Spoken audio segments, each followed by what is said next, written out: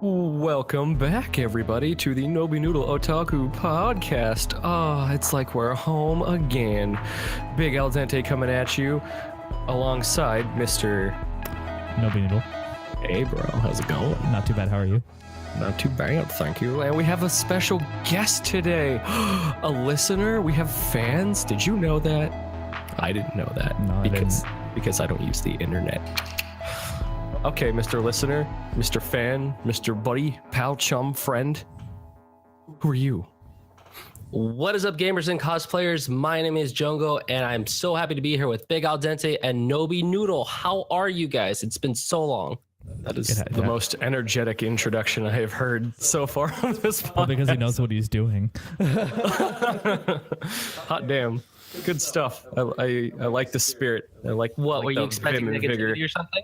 Well, okay, so the last episode, I'm completely foregoing that, and I'm talking about the last episode because we did film an episode prior to this, and we were going to have one out a month ago, and we've been plagued by audio issues, and both of our guests were kind of soft-spoken until we got started.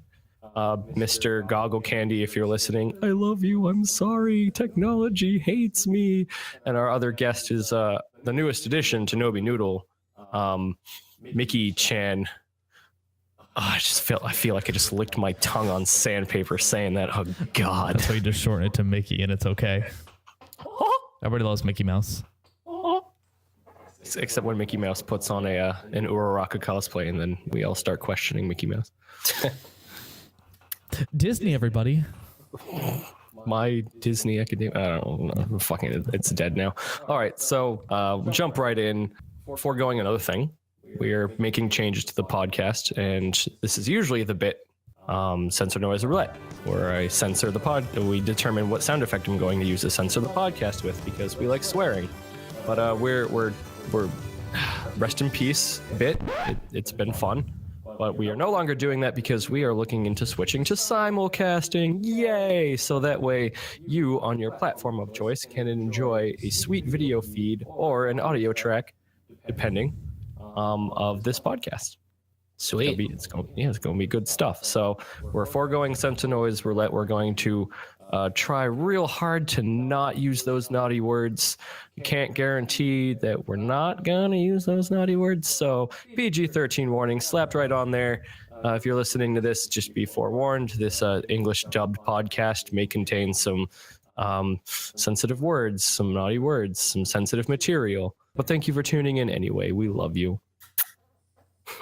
So, what do you kick us off? I'm glad we're gonna go away from the naughty language. The bleeps and the bloops. I do miss a good naughty bloop though. It's one of my favorite things in the podcast. Just because, the last hurrah, I'm going to take this second to throw in a couple of sound effects. Just get them all out of our system. Can you just overplace it to like Careless Whisper and then have all like the best of the best Sense Noise Roulettes? All three of them? Yep, just all the three we had. And then it's just like in memoriam. In memorandum. In memorandum, that's it. Censor Noise Roulette. Yeah, it was just like, I'll slap that in there.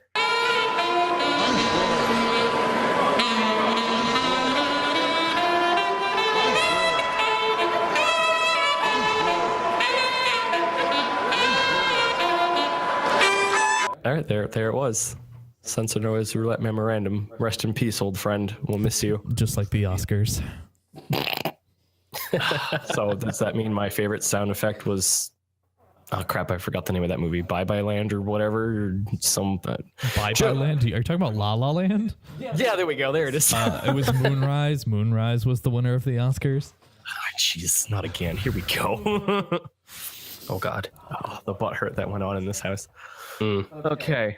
I also wanted to do a really quick, before this introduction ends, I want to do a quick moment of silence for the folks out in Manchester. The whole Ariana Grande fiasco that had just occurred. What was it? The death count was 22. Was it total? The last time I checked, it was 19. All right, yeah, I'm pretty sure it had gone up a little bit, but doesn't matter how many people had passed away. It's still a tragedy. Our hearts, Nobi Noodle, go out to those folks.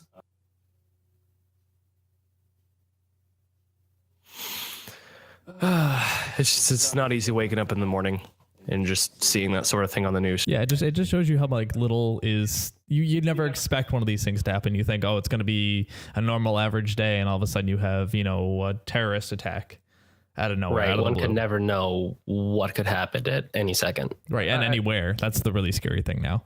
Yeah, ISIS took what they claim the attack is their own, right? Yep, that's what I heard. Yeah. Oh, fucking scum. I said a bad word. It's angry. I haven't followed through with it. I heard some more stuff about it on the radio, but I wasn't sure if that was a lie or not. Still deplorable. People suck. Yep. And that's why we're here. Because we suck? Because we suck a little less than ISIS. Fair enough. I mean, that's debatable. Don't look at me like that. Anyway, I said earlier that changes were coming to the podcast and stuff's been going on. The last episode of our podcast kind of went down the drain. Recent stuff going on. Well, I'm glad to be part of those changes. Yeah, welcome. Welcome to the otaku renaissance. Welcome to the show. All right. Let's go. No, so, I mean, it's not like the last podcast wasn't fun. The issue is there was a lot of technical difficulties. No, the last podcast was a blast. Yeah, it's just what we sat there editing it, and poor Mickey's audio track was something akin to. Yeah, it's the kind of sound you hear when you're listening, you're watching Ghostbusters, and you hear them do that the EVP thing, and it's just random hissing noises. Ghost Adventures? Yeah, what is it, the Ghost Box, whatever they use? The SP7 Spirit Box, sir. Yeah, that's the one. It sounded exactly like that, except there was no hidden messages, so it wasn't as fun. Well, I mean, we haven't analyzed that track, so we don't know. Next thing we listen to it real close, and all you hear is a faint kawaii des, and I'm like, oh, it's haunted, burns computer. But I would definitely want to get them back on in the future. It was really fun, especially listening to Goggle Candy's take on Anime Boston. If we can salvage any of that audio, maybe we can put it out somewhere. Maybe it was like a teaser for their return. Just like, if you missed it the first time, because of course you did, here's Goggle Candy on Anime Boston 2017. And then we'll just go off on that tangent about... Oh, wait. I don't know if I can say that anymore. Well, we can make it like a, champion chop, or we just bring them back. Oh, that's such a good idea. Have them compete against each other. Goggle Candy against Goggle Candy. Against Mickey against... Jongo. And Claire. And Claire. I only have 3 words to say to that. What? Bring it on. Oh, there we go. Oh, there's the challenge. That's the spirit. The vim and the vigor. It's all there. Good show. Jongo, how good are you at using 4 ingredients that are in a basket, selected at random, and making a meal out of it? It depends on what it is, honestly. It could just come out to be a complete fail. I mean, at least he's honest. Just like the show. Yeah. well, I don't think we've seen an episode where somebody completely just bombed the whole thing. Do you remember Tiki? But he gave him a shot. He gave him a shot of orange Gatorade, and I don't know if that's a meal. No, it wasn't Gatorade. It was an alcohol. Wasn't it? Oh, it was orange liqueur. Yeah, because he's like, we're going to get the party started. And we're like, oh, damn, he's firing on all cylinders. Look at him go. He's going to get them drunk, and they're going to be like, your food is the best food ever. And he'll be like, I know. And then Ted Allen will just nod in approval, and we'll go complain to Kirk. Yep. So, bro, what's been going on in your life? Well, I mean, it's not like we live together, so it's not like I don't know what's going on. It's not like we're legally married at this point, but yeah, seriously. Love God. We can go to the gym, try to shed that winter weight still. You wouldn't be able to tell that winter's over because last week it snowed up in northern New Hampshire / Maine. Then like the week later we got 90-degree weather. Just like, pick one. Right, but the cool thing is you went on vacation to Florida. You went to the Keys, right? I did. My sister graduated her fish school. Congratulations, sister. If you're listening to this, you can now fish with the best of them, and I'm proud of you. And to go and celebrate with her, we had to go down to the Keys. It's a very long flight, very long drive, very blue drive. After that, we had headed over to Fort Lauderdale, where I decided I was going to catch me some rays, grabbed me a nice chair. I was like, I'll flip myself over in a half hour. And I woke up and it was nearly 4. And I'm like, everything hurts. It was a bad time. Oh God. It was like he was blushing all the time. And I still decided I was going to try to upscale my life. Thanks, Prentice Penny. I went and got a mani-pedi, facial massage, a haircut. And every time I went into a building, they're like, oh my God, are you okay? And I'm like, yeah, I'm fine. Only on the outside, you said. Yeah, inside it was screaming. Like every step was just Satan reminding me that I was going to die one day. But I had never been in a spa before, especially some of that high-end stuff. I went to the Red Door in Fort Lauderdale, and that place was terrifyingly swanky, very quiet. Everything was plush. Everything under your feet was squishy, and they gave you this giant robe. Relaxing. Very. Please, by all means, make your way to the Red Door and relax a little bit, because you've earned it. Not sponsored. waits for the gratuity. Come on. We dropped you. We'll get that email soon. Don't worry, bro. Yeah, I'm hoping. But planning new content, lots of new stuff coming your way this summer. We'll end the Nobi Noodle drought. We hope. Don't quote me on that. The drought is over. Things are getting put out. They're just slowly becoming more and more. We're drip feeding them. Yeah, we're drip feeding them. Yeah, but it's reverse weaning. Yeah, there you go. We have a lot of cool stuff down the pipeline coming at you soon, so stay tuned. Like this podcast. This is new. Hey, look at that. One more drip just for you. But how about you tell the listeners your personal end there, fam? What about you? Just been I got promotion at work. That's always nice. Cha-ching, indeed. Lots more content. Been practicing more in filmmaking. It's what I always like to do. Experimenting with new stuff, working on some side projects. We have to keep really hush hush for the future. I want to spoil some so bad. Stay tuned. Part way to this episode, we'll give you a little taste of what's to come. But other than that, it's just trying to get in shape for Colossal Con, trying to, relax a little more, trying to not be so stressed all the time. And other than that, I'm just having fun. Yeah, there you go. Sometimes that's all you can do, right? Just take life one step at a time. Just take a breather. Play some Legend of Zelda Breath of the Wild on Nintendo Switch. And beat the third divine beast, but not finish the game. Oh, you did beat the lizard. I did beat the lizard, yeah. Oh, awesome. Yep. Listen to a little Goron guy, just adorable. You just want to pinch his cheeks. I hate escort missions. Spoiler warning. Tag your spoilers, but wow. I taught you well. Yep. What about you, dear listener friend? Mr. Well, I'm Mr. just getting. I'm sorry. Mr. Go for Jongo. As you know, previously I was dealing with some serious medical issues that have definitely taken its toll on me. But after a few years, finally got better, and now I'm getting ready for my debut on YouTube, July 1st this year. Oh, there we go. And that's still not going to stop me from doing what I always want to do. Obviously, I'm still going to be playing games and going out there, getting more experiences as time passes on. Like recently, Injustice 2 came out, and obviously, it's amazing.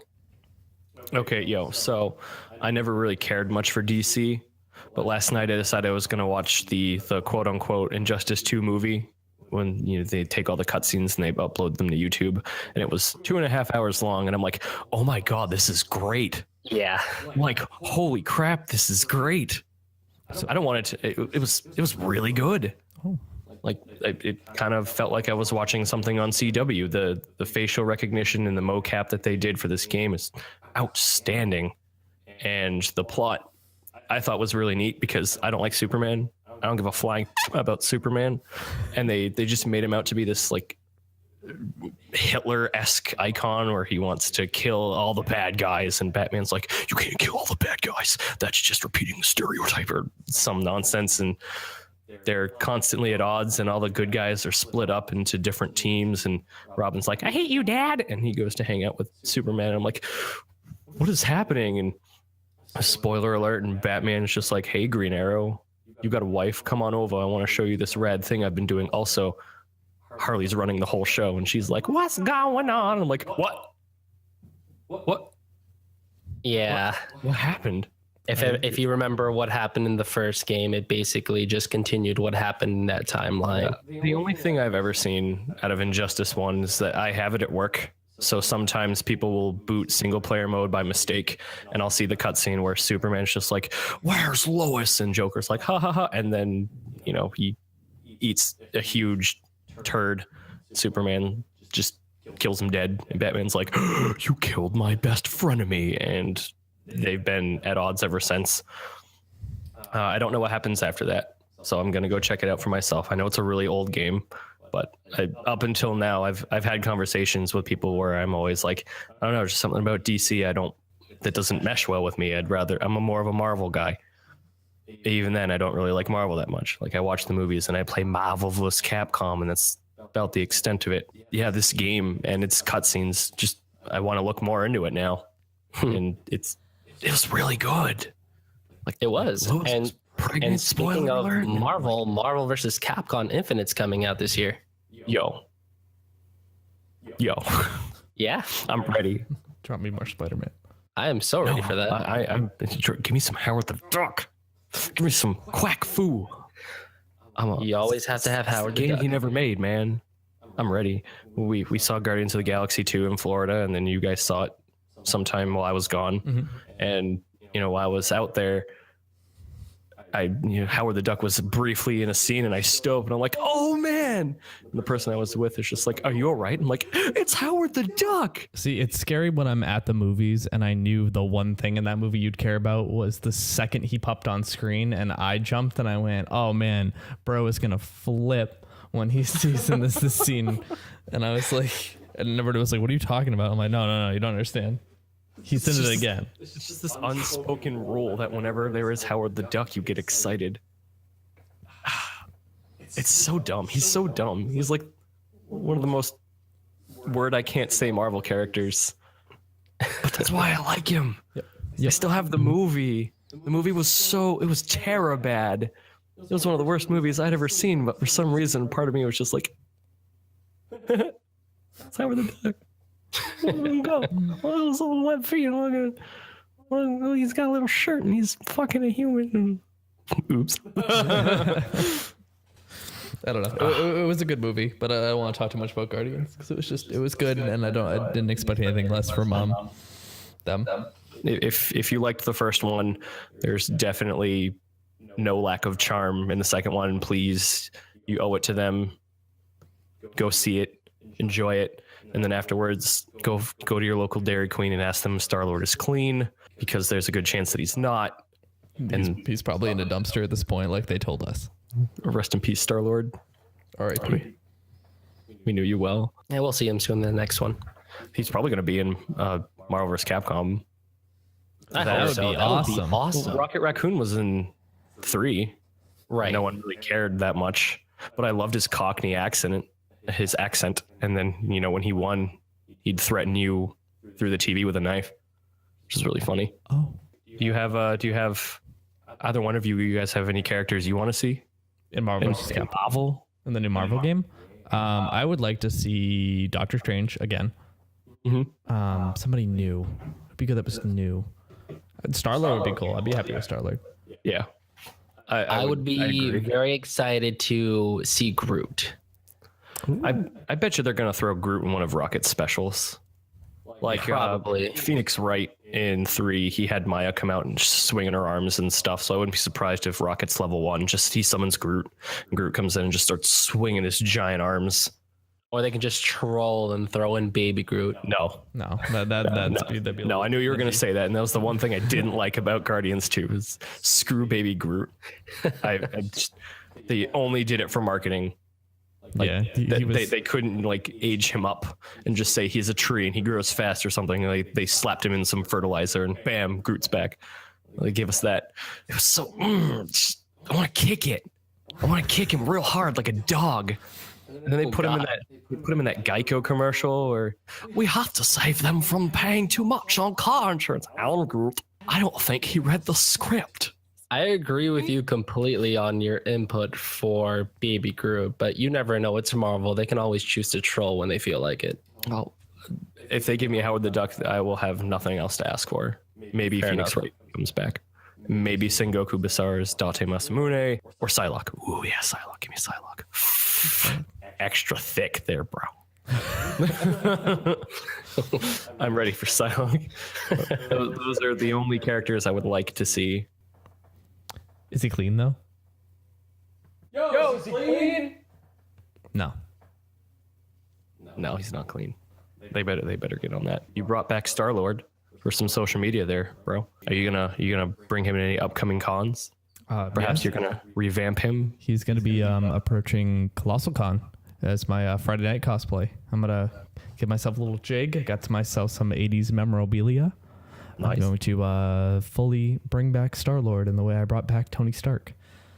Nice. So you're gonna bring him to the rave, and we're all just gonna sit there and dance our butts off. And there's going to be video, and there's going to be internet profanity. It's going to be great. Good. All right then. We had a Super Mega Fest out here recently, and you brought back Tony Stark. Yep. And you had me loosely cosplay happy, and I still don't really. I have to go back and watch the movies because I don't remember him at all. Right. But I brought that, and Mickey was Pepper Potts. Yep. And we went to the rave, and we danced so hard that I broke a briefcase. Gotta keep up the pace. That was a good time. So if you guys are doing that at Colossal, I'm gonna be sad because I'm gonna miss it. No, because this means you have a chance to bring out Yondu. Oh yeah, Yeah, my Mary Poppins dad. I'm Mary Poppins, y'all. It's gonna be good. They already made the shirt. Nice. The shirt. Yes.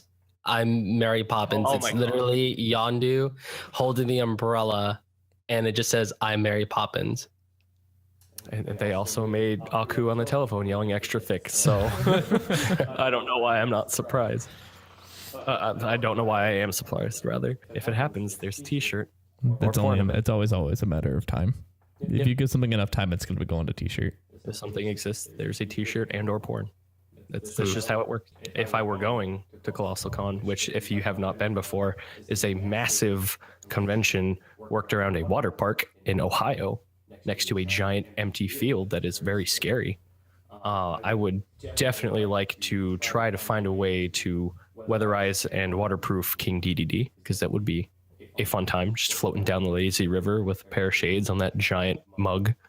Work down the river, slurping a sweet beverage, and then you come out of nowhere as Little Mac and side beer right into me, and the whole thing explodes. And that is perfect. It would be good, but I was about to ask our guest if he had ever cosplayed before. I have actually.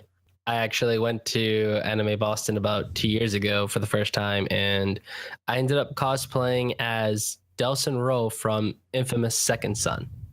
Oh, Snap! But I ended up getting the tattoo and everything just to sell it. nice. you got a tattooed. Oh, Not an actual I tattoo. thought you meant like you got the tattoo and then you sold the costume with your tattoo, and I'm like, was it?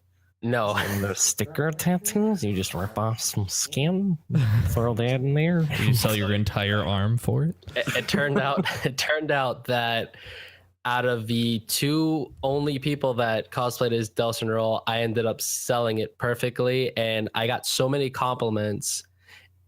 It was phenomenal. So many people asked me to take a photo with them, and I was like, wow, I was not expecting this to happen for my first convention ever. But did you have neon LED strapped to your arm? That's the question. Did you really sell it? Were you just a ball of light? Did you just go completely ham and attach like a battery pack to your back and just lights everywhere? Tell your daddy sucks. Not that extreme, no, unfortunately. But the entire outfit, the tattoo, the chain, the entire getup was 100% Delson Rowe, and that's why I ended up selling it. Other than that, no, I did not go ham. I wish I could, but unfortunately I could not. As long as you have fun with it, that's all that matters. Yeah, that's what cosplay is. You have fun. Did Infamous 2 come out when Anime Boston, or was the game out before the con?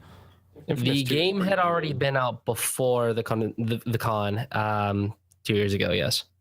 Okay, wait. So you went to Security Con then? No, I went to Anime Boston. Right. No. Anime Boston 2 years ago. Our joke is there was very heavy security and the metal detectors and the craziness that ensued and weapons being confiscated. Well, not weapons. I wouldn't have called it that extreme because yes, there was tight security just to get in, but other than that, everything was fine. Did you look at a cop and tell him he sucked? I'm sorry? Did you look at a cop just square in the eyes and tell him he sucked? Screw the man. I'm Delson Rowe. No, actually. Ah, missed opportunity. Just taking your phone, turned on Instagram, just hit the record button. Hey man, you suck. Yeah, I'm Delson Rowe. Does a backflip. Well, they did check to see if, yes, whatever anyone brought in that was a weapons prop, to make sure it wasn't actually considered dangerous. And just to make sure they got the seal of approval, they had to actually put in a red band to make sure that it went through inspection. They had to keep that band on. Right. That's usually normal. So maybe it's because I think maybe the issue is people who were at AB before, we're not used to that kind of heavy security. The metal detectors, I guess they had like, I want to say maybe they had like 5 or 6, and they had blocked off a whole entrance for half the day, which really like kept people outside in the cold. But no, it was wild. If like I've gone every year since 2008, and that was a crazy year, and everyone was upset about it. So I was just wondering about your experience. If you had anything, crazy, you were just like, oh wow, these cops are, not being nice to me. Like I said, my experience was completely different than Nobi's, so that's probably why. I mean, everyone I've talked to though is it's either hit or miss. So like I'm always the miss, I guess. And I mean, if you had a hit experience, it's awesome. Like I can still enjoy AB. Obviously, I still go. I still truck my money into it. So maybe I'll see you again in a future year. Well, perhaps you will see him next year if you go to Anime Boston. Goggle Candy and you and Mickey were all saying that this year was less. This year was a lot better, yeah. Yeah. They picked up their act, which is good. But I have a feeling it's just going to continue going forward. It's the norm now. There's so much, like we went over the whole Pokemon thing with Goggle Candy, the World Championships and the Shotgun Guy and all the other stuff that happens in Boston where security is probably just going to stay tight forever and ever. Yeah. What you going to do? Get over it. Yeah, go to the con anyway. Just go to the con anyway and get over it. Oh man, I thought you were taking like a selfie of us doing this. I was like, there it is. Nobody's on his phone. I'm not on my phone. There's a phone in your hand. There is a phone in my hand. And there it is. There's the selfie. That means you're on it. There it is. I got it. We're back in action. Beautiful. Now it's official. I was about to say, sorry, Jongo, you're not. He's fine. here in spirit. Maybe next time. Next time, actual selfie. Just get all the fans together and say thank you. Just have like a thank you party. Order some pizza. Wait, John, are you like an actual fan, or is Big Al Dente here just talking out of his My happy horse butt. viewers? He and I go back a while because I had to help start a business in Lowell, Massachusetts. Called Electronic Horizon, which was in essence an arcade, but also an internet cafe. And I don't remember the beginnings. They were probably humble, kind of fuzzy on that, but I think he popped in and, I was also trying to spread Nobi Noodle at the time. So there's this giant TV screen and I had Nobi Noodle episodes playing every day and just grew some fans out of that. I'm pretty sure that's that. And I kicked his ass in Smash. Last time I checked, we were even half the time we battled, all right? Dude, I remember. I play Smash every day for work. So a lot of matches from back in the day. I only remember having a lot of trouble against your buddy Jorge and his Dr. Mario. That guy was a pain in my egg. Yeah. He's so good. She's going into competitive Smash now, so he's Good doing for pretty him. well. Yeah. He'll do well because every time he picked Mario, I put my controller down. I was like, I can't. Yeah, He's really I good. remember I was there. it was brutal, man. You know, I think I'm good. It like when Smash 4 came out, for some reason I was only good with Rob. So it took a lot of time for me to get to where I am today. But that kid, you just give him Dr. Mario and he wins. That's it.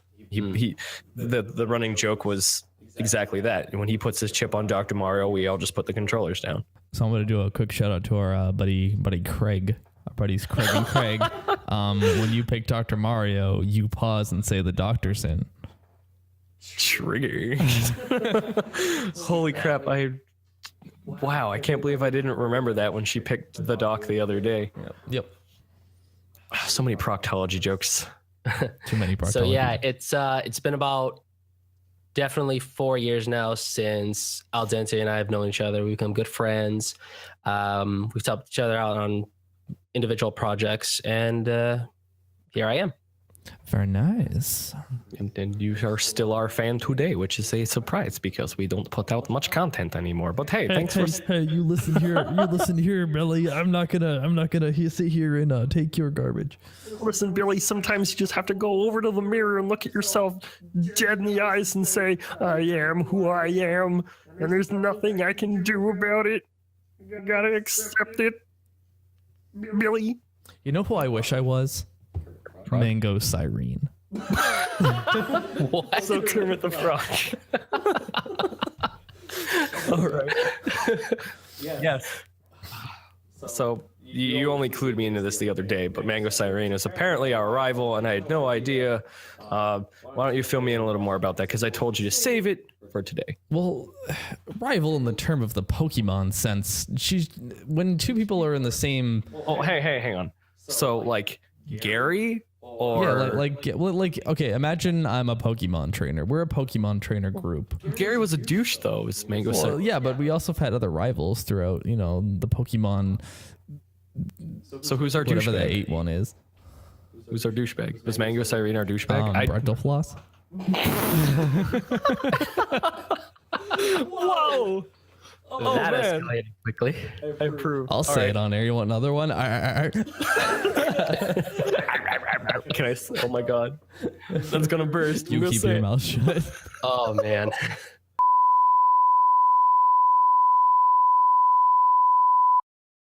Oh god. It. Oh no.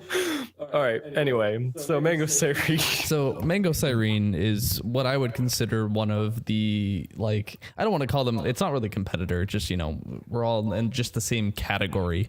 And the internet is a vicious, violent place where, you're either the top dog or you're on the bottom and you're scraping by off 6 views every week. Obviously.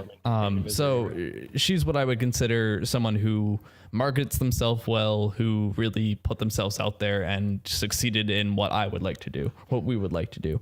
And they decided the other day to just flat out stop. They're still going to cosplay, but it's going to be on their own time. I guess they decided to go a different life route. They've, gotten a little older. They decided they don't really want to be in this category anymore. Take a break from YouTube, go look for other jobs and other stuff like that. And I'm just like, well, there's the door. The door has they just decided open. To stop. They just decided to stop. Decided it was time for us to start stretching our elbows and get nice and comfy. But no, I feel that. I don't see me doing this forever and ever. I don't see me, when I'm 80, doing this anymore. I'll probably cosplay like Master Roshi or something. No, but noodle here, no being his noodle in all things. Oh man, right there. Big Al Dente coming at you with Splatoon 5. I got the Splatling and then I'm in the grave next to you. Settle down. We still have to wait for Splatoon 2 in July. Splatoon 5 Mario Kart 8 Deluxe Plus Plus. Starring I can't. No idea. I have no idea where to go with that. Starring the rabbits from Rayman. That I saw on Twitter this morning, and that was horrifying. I posted that. That was horrifying. That No. was I saw it from gross. 3 other people before I saw yours. And it's all of that stupid rabbit that looks like Peach, and it has the selfie, It's and I'm taking a selfie, and I'm like, I thought of you, and I'm like, this is Look at what you've done. That's like my actual level of this is horrific, and I don't want to see this game. I couldn't believe it. Like, I had known about it for a while. I went on Random Assault, and I was just like, yeah, get ready for this game, Mario Cross Rabbids. But we hadn't heard anything since then, and I just kind of assumed it was just a rumor. And then that surfaced today, and I'm like, oh god, it's exactly what I didn't want. The rabbits are cosplaying. I don't know how you could have taken a concept like that and pushed it so far to make the cover image just a rabbit dressed up like Princess Peach taking a selfie and making you feel uncomfortable and weird about it, and you just want to turn it off. It's so gross, right? And they did it in the Mario 3D World art style, and I'm like, this doesn't lend itself well to the rabbits. It just, remember that part in the podcast where I said it makes me want to kick him? Yep. Yeah. That's what it was. It was awful. Like I can't say the game is gonna suck, but the artwork sure does. It's a weird promotional thing. It was just really weird. I didn't like it. Like, if you're gonna do a crossover with something from Ubisoft, for the love of God, just throw Rayman in there. Like, holy nonsense. They're platformers. It'll work. They're Rayman, Naruto. You what? Excuse. No, please elaborate. What? Wasn't Naruto a Ubisoft game? It was a Namco Bandai game. No, that's a Ubisoft one. It came out on the Xbox 360 forever ago. CyberConnect has been doing the Nart games forever. No, they made one with Ubisoft. It's the circle logo, right? The little swirl. I don't recall ever playing Naruto with the only Ubisoft. good Ubisoft game was Scott Pilgrim versus the World, the game, sir. So you've got a phone right there. My fingers are indisposed at the moment because I'm touching myself inappropriately. So you go ahead. You lost your thumb in that Yeah, tragic I don't accident. recall Ubisoft ever popping up when I start up a Naruto game. Hold on. Nerd. I'm gonna believe you. Good old nerd. Talk about the next thing. The next thing. What do you think? We have like show notes or something? You insane? Or how about this? We take this shit to go on a break, and then when we come back, Yeah, dude. I'll have the answer for you guys. So Sounds good. we're going to go on a break, but thank you for tuning in this long, assuming you're still here. And if you are, I'm going to treat you to a little taste of the upcoming project from Nobi Noodle. Are you ready? Here it comes. And now, a word from our sponsor. Launchers, Big Buys here with you for the next 2.5 parsecs. With fuel rods starting just at 200,000 credits, you will not find a better deal here in the local sector. Stop by our local Big Buy for all your big shopping needs. And if you're making your way to Gate 6, make sure to stop by the Crater, your one-stop shop for all your space traveling needs. The Crater houses thousands of recreational and shopping facilities located just Starshot at 6. What's that? More sponsors? And don't miss the New Year's Supernova. Billions will gather as a dying star puts on a fantastic light display. Check out your local listings for a space-time coordinate. How are you all enjoying the first day of the new year? I'm currently nursing a fracking hangover. Error 404.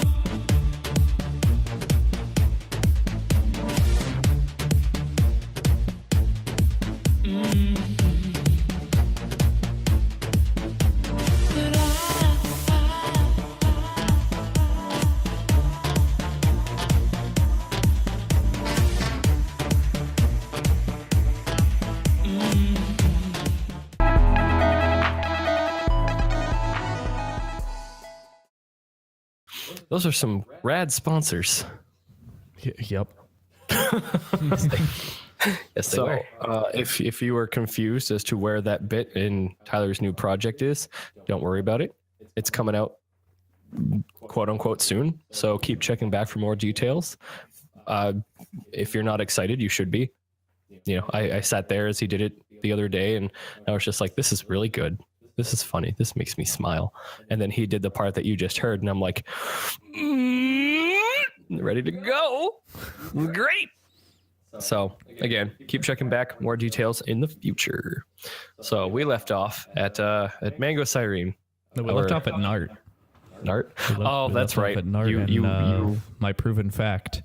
So it turns out that there was a Ubisoft developed game on the Xbox 360 called Naruto Rise of the Ninja. The RPG. Okay. The open world RPG. You got me. You did it. I got you. Yeah, I didn't count that as a Naruto. Sorry. I remember that game being a big deal when it was announced, because it was just like, oh man, now you can explore Konohagure as your favorite spandex wearing ninja lad. And I'm like, what? And the trailers, like, I liked Nart back then, and I remember seeing that trailer, and I'm like, oh damn, this is pretty impressive. I never bought it though. I don't know. I guess it just wasn't for me. I was playing Left 4 Dead with friends. I was playing a good game. Same. I also had Left 4 Dead. Did you? I also had the Naruto game, so I mean, like, you know, you had the one for GameCube, the one with like the 8 characters, the fighting game. Yeah, I had all the fighting game ones. I forget what it was called, but like I liked that one too. Yeah, I had the collection because I was a dork. The collection. Yeah, I had every time they made a new one, I got it. Oh, okay. So you had each subsequent release. I don't know what they call them. I also had a lot of the Dragon Ball Z ones too, like the Zenkai. Yo. Yeah. Tenkaichi 3 on Wii. That's the one. So goddamn fun. All right, picking a Rayleigh from Dr. Slump, and she's just like, Ncha, and then she punches the world, and it splits in half, and I'm like, what now, Broly? What now, Broly? And my friends would just get progressively angrier because I just kept picking the little tiny robot chick with the fairies, and just like, yeah, where's your Vegeta now? Where is he, Ronda Rousey? Ain't got Aurelie's home. She here. That boy, Aurelie. I miss that boy. Miss that boy. So, well, congrats, you did it. You made me remember a game I could care less about, but you were right. Applause. You did it. Yay! You were the ultimate Nart fan. Yep, I know. I aimed. So, we hired a new guy at work, and this new guy is about your age, but he's still a huge Nart nerd. Yeah. And I was like, but Nart's dead. Spoiler alert from the movie. But like Mickey and Bro they brought up this AMV, and Nart it looked like he died. And I'm just like, no way. He not as free. And I got all excited. But this kid like shot me down in a second. He's just like, Nart's not dead. What? He's not dead. All right. Holy guy, chill. Okay, where is he? I don't know. He just kept telling me he's not dead. He's still there. And I'm like, I've never seen the movie. Can you tell me why he's not dead? And he goes, no, he's just not dead. And I'm like, so you don't have any evidence? He was basing it off the fact that he also didn't know. Maybe he's the prophet. I'm asking you guys. You guys are the Nart nerds. Is he dead or not? I have no idea. I haven't seen Boruto. Currently, no, but they did technically confirm that Naruto does die. I'm so happy. I mean, we all die, don't we? Yeah. but that means really Hinata's around a little spoiler. longer without him, and I can move in. Just be like, shh, baby, it's okay. I didn't know you could move in on a fictional character, but sure. Well, you tell that to the Sonic character, the Sonic OC garbage. The My Little Pony. I didn't know you dealt in DeviantArt, but I've learned a whole new thing about you today. Sits there, makes dinner, and I'm just like, checks Twitter. What? Oh my god, it happened. You're just like, yeah, I knew that. Hey, Jongo. That was actually a good catch with the Ubisoft Nobi. I wasn't really aware of that myself. I think it's because I didn't really care. I don't think anybody cared. I think you're 100% right. I think nobody cared except me. Well, it's like I said before we moved to a different topic. Sonic Forces. I know. That's what I was going to say. I was going to say, Jongo, who's your Sonic OC? We're asking the hard-hitting questions here on Otaku. What's your Sonic OC? No, but Nart, like I said, it looked good when they teased it. But no, Nart. Never in my life I think I'd hear the sentence, but no, they Nart. show so many options in the trailer. I'm so excited. What are you gonna name him? Hang on, Or her, I'm sorry. No, the second he said I'm so excited, my smile just kind of dissipated. And I just kind of looked at my screen in disbelief, and I'm like, you what? So Well, one more time, you know, saying again. Look at it this way. Like, yes, you have your opinion on it and might just be awful to you, but it's like They opened Pandora's box, Jongo. They said let DeviantArt in. And they did. They opened the doors for the Sonic shoes and the nothing personnel kid. They let him in. You're okay with that? Are you gonna go zap to the extreme? all right. I'm sorry. I'm giving you a hard time. It was just like, holy, they did it. And I got excited based off the fact that they did it, but at the same time, I am still very skeptical about it because I don't know if it's actually going to be good once it fully comes out. Yes, I'm looking very forward to the game, but with the fact that you can now create a character, I'm still trying to figure out how they're going to make that work with so many possibilities. They just give DeviantArt Shadow the Hedgehog powers. That's it. It's another random animal that can somehow move as fast as Sonic because of technology that animal probably should not have. Shadow the Hedgehog. I feel like they had really good marketing here, where the game's gonna sell really well because you can make your own character, and they don't need to market it at all. It's gonna have nothing to do with the story. Nothing. No, it's canon now. You're your own character. Your own character is like one of the last lines of defense against Eggman. Right, they make that a really big deal, and I'm like, it's gonna be random Hedgehog X defeats Eggman. That's the story. So then why even the fuck have Sonic? Why not? He's been a werewolf. I'm sorry, a werehog. I'm sorry. Oh, yeah, werehog. Sonic the Nart Hog. Can't read. He could have been a ninja. Who cares? But no, that's my point, though. It's if for some reason your OC is now just as capable as Sonic, why even have Sonic? Why isn't it just your OC the Hedgehog? 06. Like he's at that point, Sonic's just he's a passive role. He's the deuteragonist. Nobody cares anymore because it's all about you. Well, in that perspective, does anyone care? Has Sonic ever been this overarching hero that people look up to, like Mario? I mean, if Mario you take a just trip jumps back to the 90s. I mean, yeah, but you ran fast. You saved animals and beat Eggman, and you went to Casino Zone and enjoyed the music, and then the game was over. Are you helping or hindering my argument? I'm just saying it doesn't matter. No, it doesn't. Because I'm just saying it's hilarious. It is. It's hilarious. It doesn't, do anything for my opinion on faith of humanity. Like, should I have any? Not at this point, because I'm just gonna buy Sonic Mania, which is an inherently better looking game. Granted, I was very excited with the fact that they're finally making a new Sonic game that has nothing to do with how they did Sonic Boom, because you and I can both agree that was absolutely terrible. You mean Sonic Mania? Because Sonic Mania has nothing to do with Sonic Boom. It's a better Sonic game. You're right. I played that at PAX. And I was like, this game is awesome. I can be Nipples the Enchilada and go real fast. This game's great. I like Sonic Boom. So if you like this podcast, feel free to check us out over at NobiNoodle.com. Or if you want to follow us on social media, head on over to Facebook.com/NobiNoodle or hit us up on Twitter at NobiNoodle at Brosona3FES. Jongo, plug your shit because we're done here.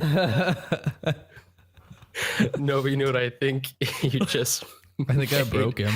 Al Dente hate you for life for saying that. I mean, I religiously watch that cartoon every Saturday. What? Since when? I've never seen you watch it. Okay. Yeah, why would I be serious? I don't know. It's like my life is serious? Come on, dude, I'm a huge joke.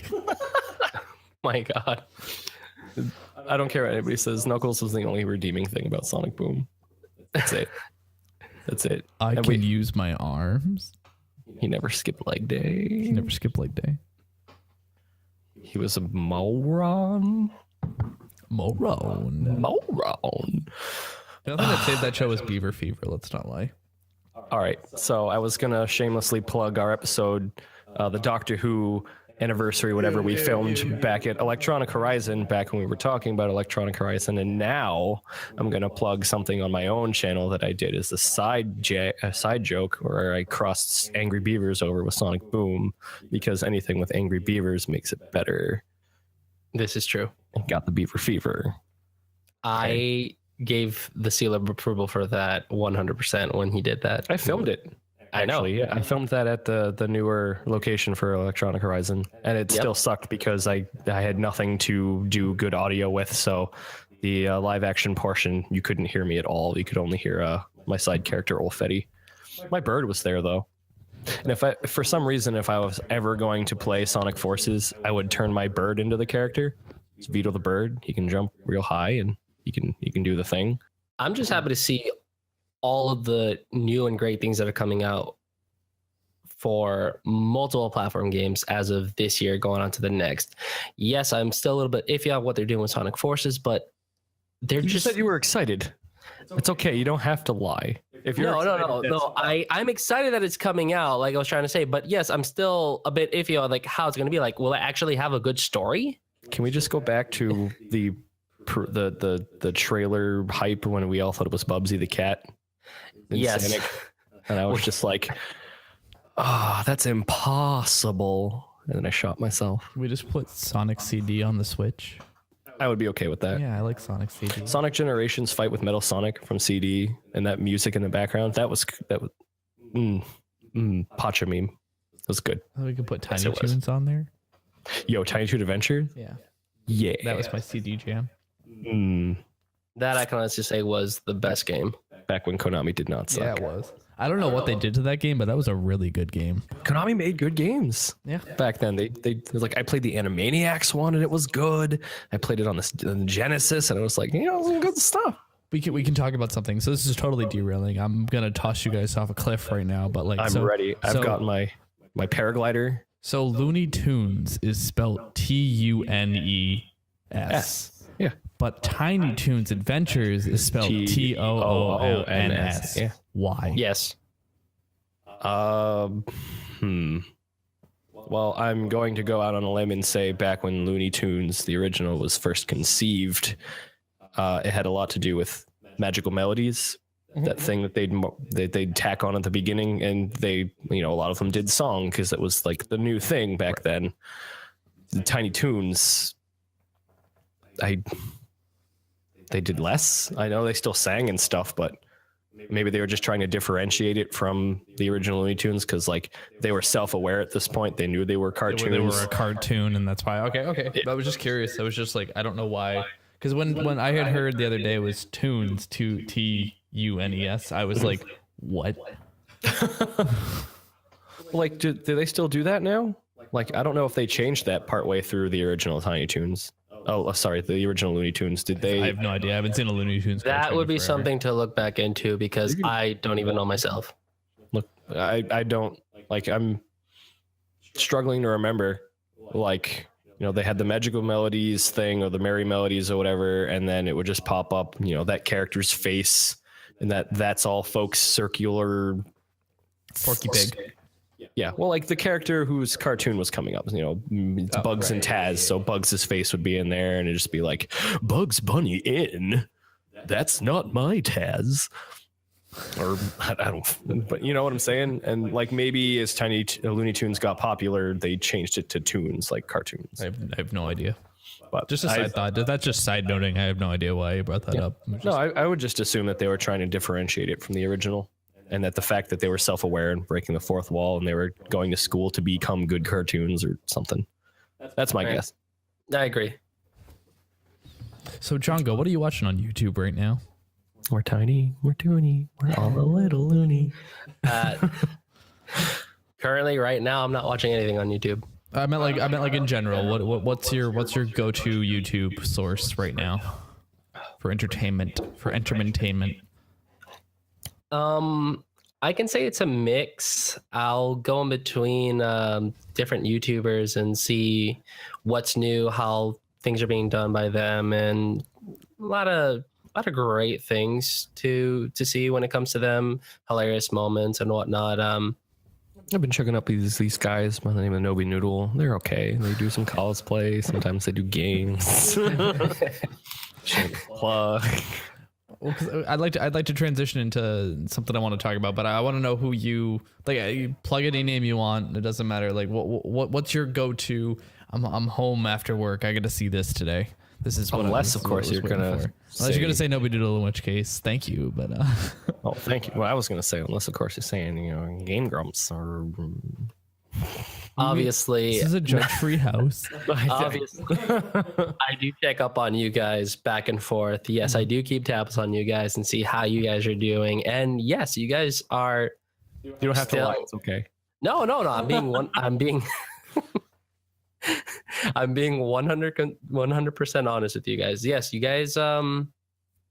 Yeah, honestly, you guys are also part of the reason why I'm still able to continue what I'm doing for myself. So warm fuzzies.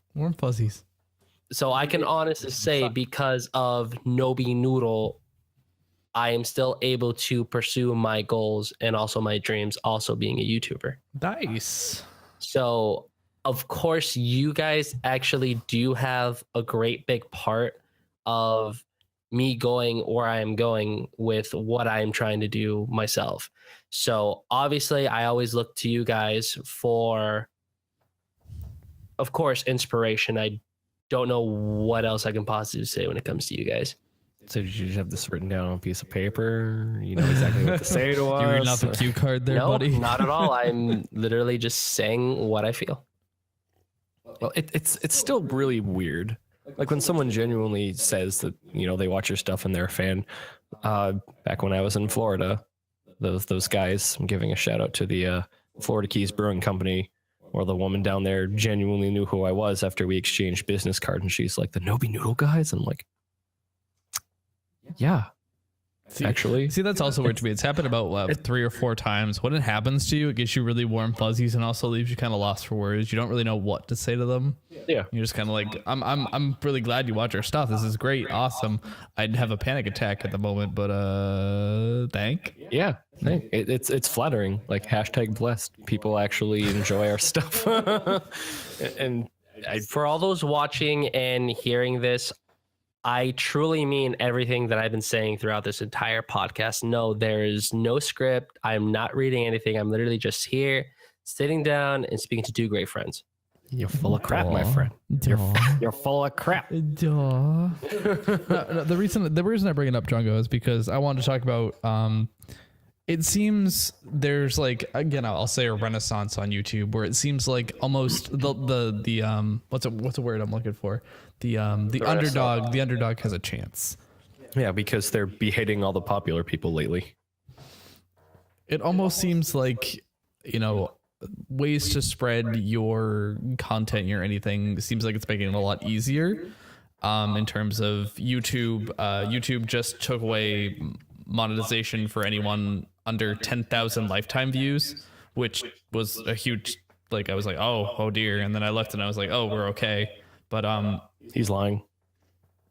About what? We're packing up our bags. No, we meet that requirement. He's trying to explain things. All right. Let's go. A lot of people were pretty angry about it. And from a filmmaker's perspective, I see, why would you advertise for something that, a 6-second cat video that just sits there for years to get, 2 cents every 3.5 months? Yeah. Like, why would you want to advertise on that? And they're focusing more on people who are actually, getting traffic, putting their sims out there, putting in the work. They're trying to build a brand. Yeah. And to me, that's kind of, motivational, because I'm like, my work is worth something then. It's not like anybody and their mom can get, put an ad on their stuff and get 3 cents. It's and it makes all of our hard work justified, especially when we're dealing with technical issues all the time. Right. It makes us want to keep trying to do it.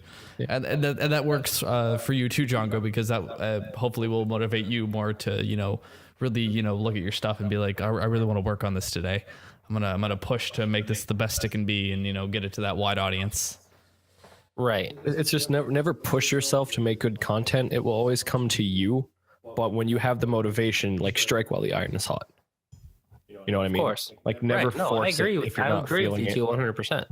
But if you got, you got the touch, you got the power, you put your hands to that keyboard, grab a camera, and you go to town, my friend.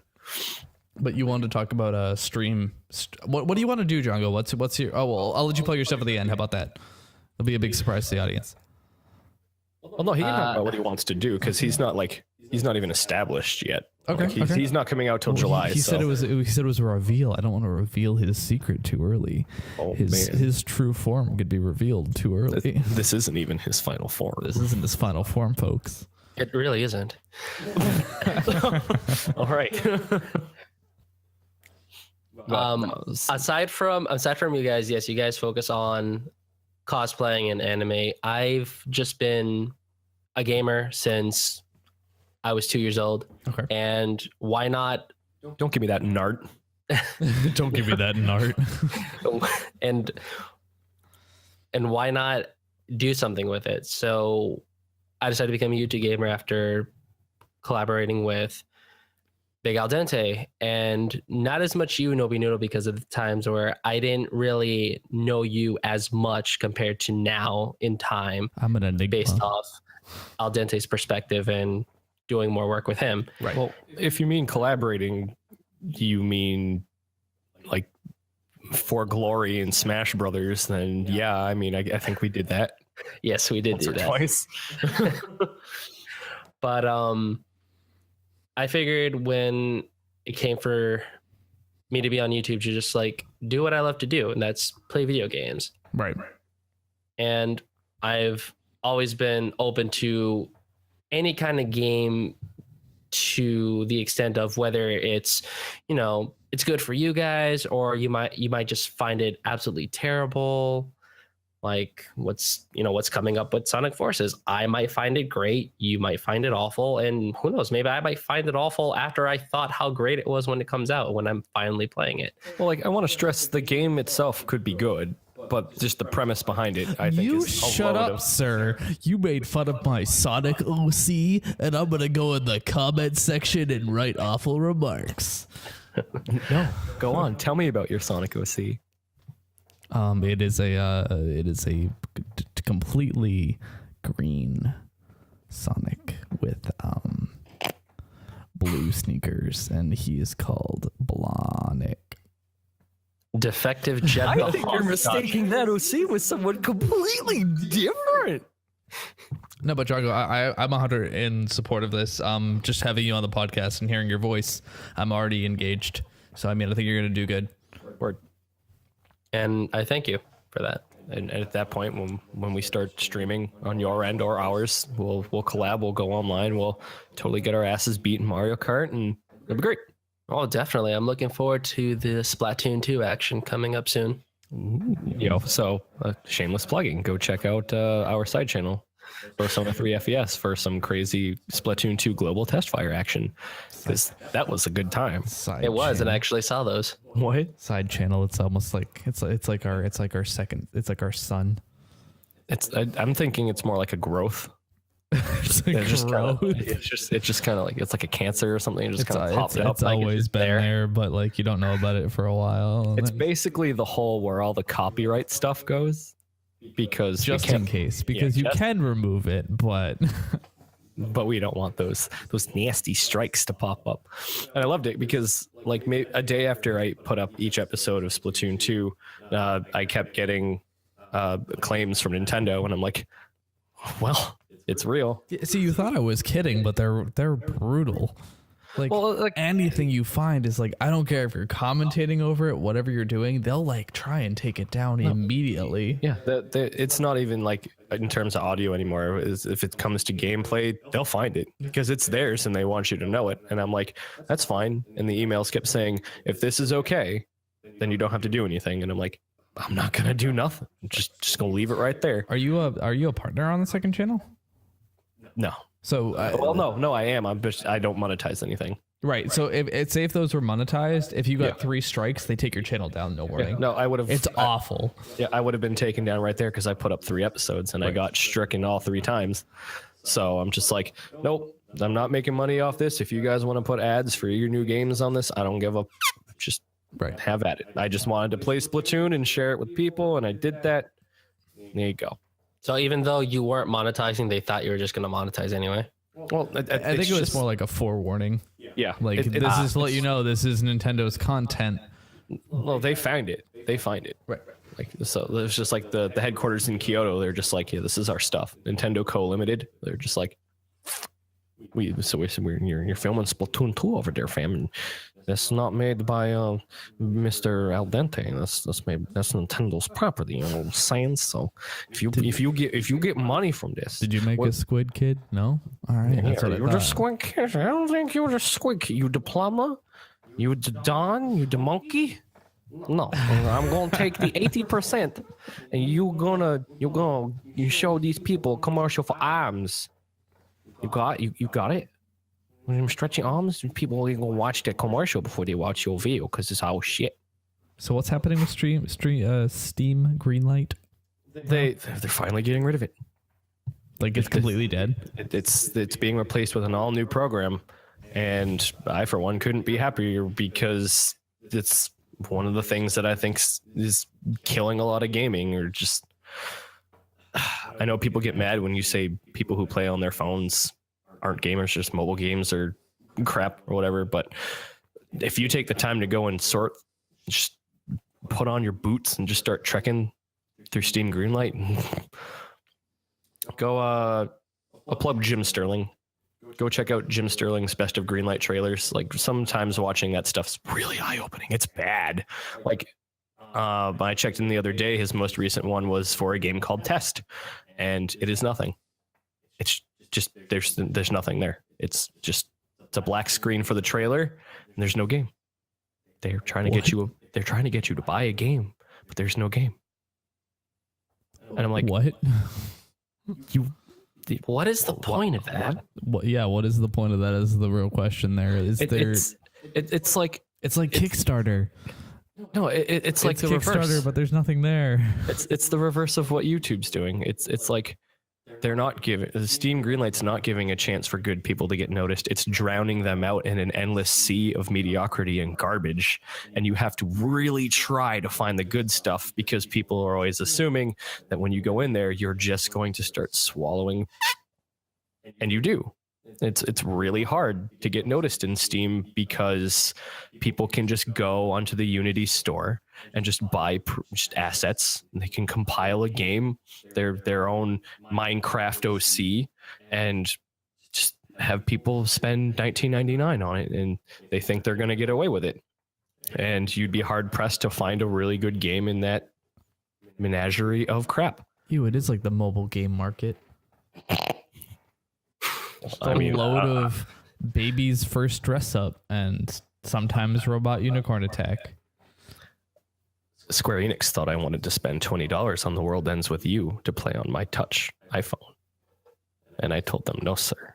You will give me the sequel on Nintendo 3DS, okay? You give me a good AAA game and not some rehashed stuff I got to use my thumbs. Did you hear about they might put The Legend of Zelda on mobile? No, they are. The Breath of the Wild game?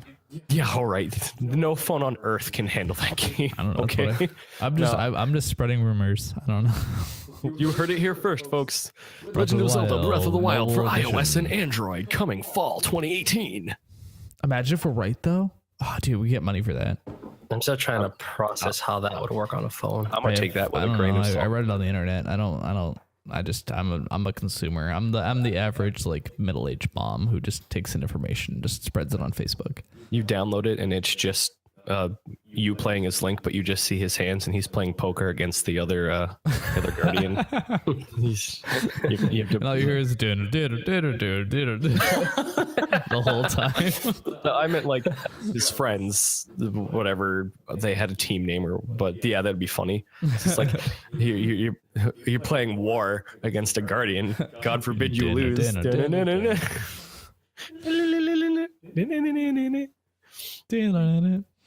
It's your theme song. I really want to make that your ringtone for when you call me. It's just the game over noise. Yeah, they die a lot in that game, and that's not a fun game. But no, Nintendo's like Mario Run did pretty good, and Fire Emblem Fates is apparently fueling a bunch of fan fiction. So I guess it's doing okay. So we're gonna put Animal Crossing and Zelda on the phones too, because why not? And we're all like, yeah, didn't you do Pokemon Go? And they're like, oh yeah, we totally did. And Pokemon Company comes in and they're like, actually, no, that's not affiliated with Nintendo in any way. Kind of. No, it's not. Are you liking Persona 5? Yes. How much? I shouldn't have the hots for teacher. I really shouldn't have the hots for what? Jongo, did you play P5? I did for a little bit. I don't actually own the game. Okay. Have you played any other Persona games? In the past, I have, but Did it just not jive with you? Or? It was just something that I enjoyed playing, but not for me to own fully. Like now and then I'll play with friends when they have it, or like obviously if I'm over someone's place and they're just playing Persona, I'm like, all right, I'll go in a few rounds, see what's going on. Pretty much it. See, I played. I'm not as much as a fan. Because it sounds like you were playing a multiplayer Persona game, which doesn't exist unless you were playing a fighting game. Fighting. Okay, Persona 4 Arena was all right, and then they're just like, oh, it's Aigus's twin sister, and I'm like, I couldn't give any less of a.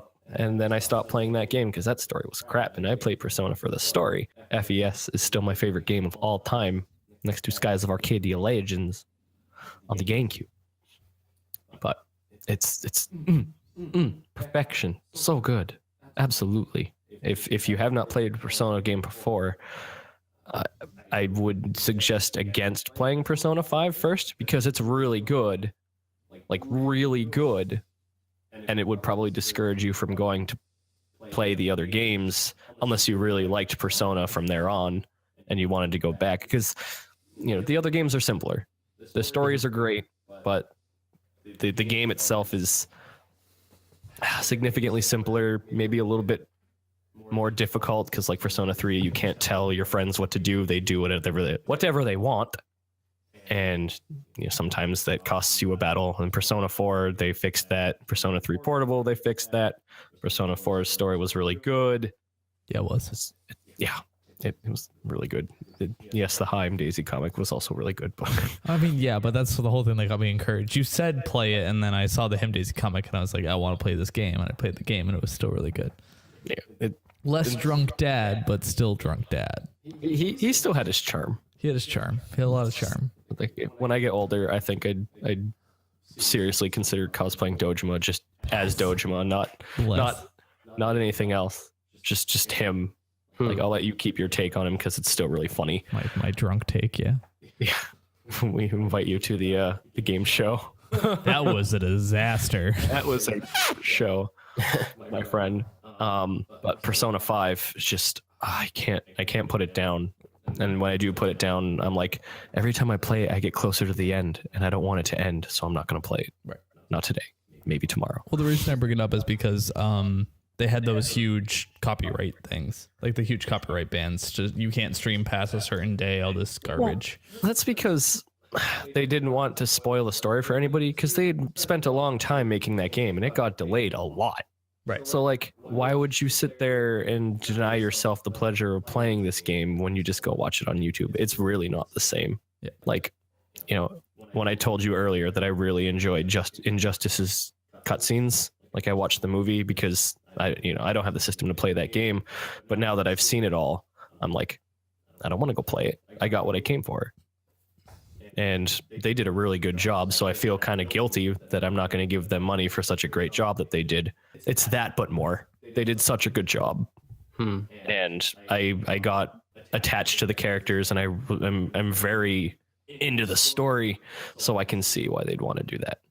And just, they lightened up on it a little bit, I think. I think they're telling you now that you can't stream past September in the game. Okay. I think. I have to go back and look at it. I don't know.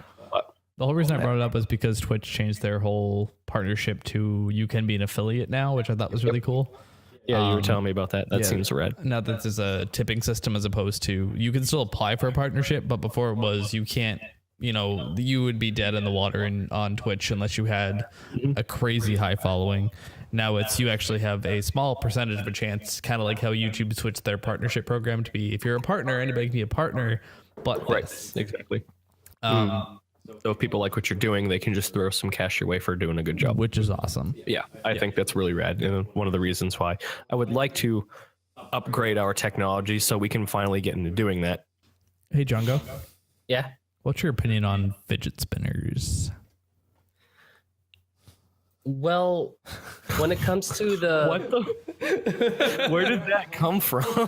What's your opinion on fidget spinners? I can't stand those. I honestly have I don't really have anything against fidget spinners. Well, since they made it to be a stress relieving toy. Right. For those obviously who are They're stress fidgeting How is it or a stress relieving Because toy? when people fidget, the fidget spinner was made to be a stress relieving toy, believe it or not. it's like what are those the boxes? The what were they called? The fidget. Maybe it was the a fidget boxes bar. where you press the button and it buttons makes the and the noise or things, whatever. yeah. Yeah, Yeah, I get yeah. that because it helps you keep your mind off of stuff or whatever. I guess the Right. fidget spinner does the same exact How? thing. I have no idea. Wouldn't you be terrified that thing slipping out of your fingers and just ricocheting itself into a part of your body and leaving a nasty bruise? I Or hope so, man. like kids at work, sometimes they forget them on the trailer and they start going crazy. They're just like, I lost my spinner. And I'm like, So, dude, calm down. What? they're, yeah, they're like $1, which is the scary I part. wasn't Stress relieving toy though? Yeah, I wasn't. okay. I honestly wasn't expecting that to actually be created. Yes, the fidget spinner, as I was trying to say, was made to be a stress relieving toy for those who are obviously fidgeting. Obviously, those with ADHD, autism, or anxiety. Right. I still don't get it. I still think you're full of crap. Like what? I've never had one. I want to play 100% honest with you on this one. Don't bring that. Okay, like it. I'm just so baffled. If you were to go on Google and look up the purpose of a fidget spinner, it would probably give you the same explanation that I just gave you. Jongo's 100% right. You're like 100% guys, I'm not right, saying you but guys I are have- wrong. Oh, did you actually look it up? No, I have no idea why they're so popular though. No, I'm not saying you guys are wrong though. But like, how is it? It doesn't seem to me like it has the same functionality as the box thing, because when you spin it in your hands, you're going to want to look at it, right? Right. Like, but Right. It's like a babbling brook. It's with a just hint of lemon. It's like relaxing. Like it just you spin it and it's satisfying. Like you just look at it for a while. You get the same. It's like when you spin a basketball on your finger and you just leave it there and you look at it. Yeah, but that's cool. Not a lot of people can I do don't that. know You why see if it's- 5-year-olds holding this thing and it just spins, and then they start gaming with one hand. And like, is it really helping you? Or does this make you look don't cool? know. Like what? It's a status symbol at this point. So. Well, if it makes you feel better, I don't even have one, so we're good with that. I don't know anybody over the age You're of lying, like you 20 millennial. who has one. My way of relieving stress is obviously doing the one thing I love to do, and that's obviously gaming, my friend. I was gonna say masturbation, but like I was gonna say Smash, which I guess is a video game, but I don't think you took it. We were all thinking. Video gaming is my ultimate stress reliever. I don't know about you guys, all right? Wow. But no, I went grocery shopping yesterday, and the 3 places that I hopped around to because I was looking for a couple different things, they all had signs that said we are out of spinners, and I'm like, there's no way this thing is that popular. honestly, it's taking off like Pokemon Go did. And storefronts are being like, we do not have anything that supports Pokemon Go. These are being like, we do not have fidget spinners. Yeah, like it's getting put in those meme calendars. Like the meme for the month of May in 2017 is the spinner. Speaking of which, they actually did put Pokemon Go spinners up. What? And there's the end of humanity. Yeah, they made 4 spinners, one with the Pokeball, and the other 3 are representing each Pokemon team for Team so it's- Valor, Mystic, and Instinct. Oh my All right. God. Well, That dude is gonna be loaded. he's not gonna be as loaded as the guy who decides he's gonna put Pepe the Frog on a spinner. That's true. we've reached. The second one of the sellers becomes self-aware and is like, this is a huge meme, let's just put memes on them, he's gonna make like $1 million. I wouldn't be surprised if that's being done as we're talking about this. No, we're gonna do it first. Jongo, don't tell anybody. We're not gonna put this podcast out until we do it first. No, see, because at that point you realize that's popular, but then the next guy is going to come along and he's going to say, what if we put a spinner on a spinner? Like a Mind blown. Yeah. Mind blown. Yo, dog, so I heard you like spinning, so we put a spinner design on your spinner so you could spin while you spin, and that's another meme. So it's just full meme whirlpool at this point. It's a downward spiral of sadness, and this computer locked up, and I don't know the password. I'm sad. I can still hear you though. Hold on. I think we're gonna. You want to go on one more break before we wrap up? How do you feel, Jongo? How do you feel? One more break? Yeah, I don't have a problem with that. Sounds good to me. One more short break. We'll be back in 5. Take the hand off the joystick. You can put out a little more, right? Don't blow your load yet. Come on, do it for us. I'll get my fidget spinner. Wait, where are you guys going? Lords of Thunder, man.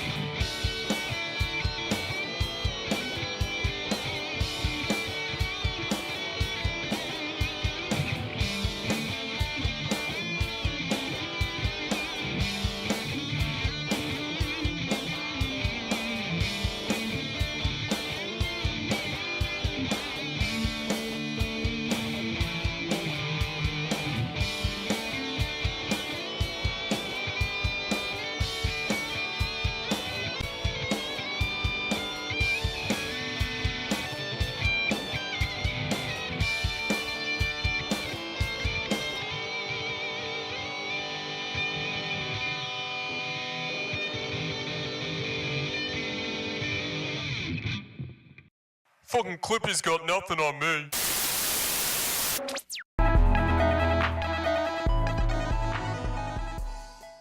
So after a brief argument amongst everybody in the podcast, we're back. You didn't hear it though, because we were on break. I still want taco salad though, but it's 11 at night, and that's how you get fat. We're gonna move on though. It's time to talk about our takes for the next big thing, because I'm still mad that spinners exist. And who knows what's going to happen after spinners? Could it be meme worthy? Probably. But I guess you guys have some ideas on what you think is going to happen next. So go ahead, lay them on me. I'm genuinely curious. Okay, we're gonna start with Jongo. What do you think is the next big thing that's gonna sell like hotcakes? Instead of the next big thing, I would go with what is the current big thing for childlike toys, and that would be the new version of Beyblade. Okay, no, that doesn't... What? They actually made a lot of changes to Beyblade now. It's not the same way that we used to play it where... Do they not fidget? I'm pretty sure they still fidget. Like, no, don't tell me this, because I want to remember Beyblade for what it was. I want to remember Beyblade going into summer camp with a bag of Beyblades and everybody having the little plastic stadiums. They beat the shit out of each other is what they did. That's just to make point. you feel better, Al Dente, I will not speak about Beyblade. Good. I don't want to know what they've done to it. I'm afraid. Leave Tyson Granger out of this. All right? He's the chubby little dude with the yellow shirt. And he went and fought Optimus Prime and Solid Snake in a Moai statue on a GameCube game, and that's how I want to remember it. That's it. Then we'll leave it to Nobi Noodle to give us the next big thing. Well, no, I'm still curious. Jongo, what's your next big idea? Yeah, Come on, I'm we still know you curious. We're racking your brain. What's your inventive? I want you mind to thinking? elaborate on your next big thing, but I don't want you to tell me that Beyblades have like Pokemon pop out of them now or something. Or just fly. Yeah, or fly. What? They could Or fly. catch fire, like they did in the anime. Or shoot arrows. Like I like my Beyblade back when they made them with metal parts and they came undone while they were fighting and they flung into your face and then you ate it and you're just like, ouch, it hurts. I have to go see the camp counselor and the camp nurse, and that's how they toys put hair on your chest back then, okay? And I don't want you ruining that for me. Don't do it. Just tell me about your next big thing, goddammit. Well, the next big thing for me would be finally getting a chance to, hopefully coming out soon, Kingdom Hearts 3.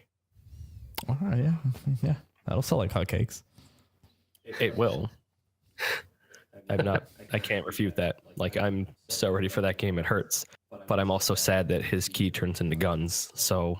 That would be the next big thing. Kingdom Hearts is still a meme, isn't it? No. Like Dolan is still a meme and Goofy's still a meme. I haven't seen a Dolan meme since the Dark Ages. Well, I mean, if that's coming from you, then I guess it really is dead because you are the meme expert here. I'm the meme lord, yes. This is true. That's my title. But here. I'm still not looking forward to that story. Like, I'm excited for the Worlds and Baymax and all the new stuff they add and the possibility of Marvel. Yes. I doubt it's going to happen. But that story, man, like, just get the war over with. Just go and beat this Xehanort guy because I can't take any more unversed. I can't take any more heartless. After what happened with 2.8, the final prologue, I was saying to myself, it's about darn time. They can't make another prequel. They have to finally release 3. I've played 2 so many times. Like, I played it on the PS2 very recently and back when it first came out, and I'm like, it's still the great game I remember it being.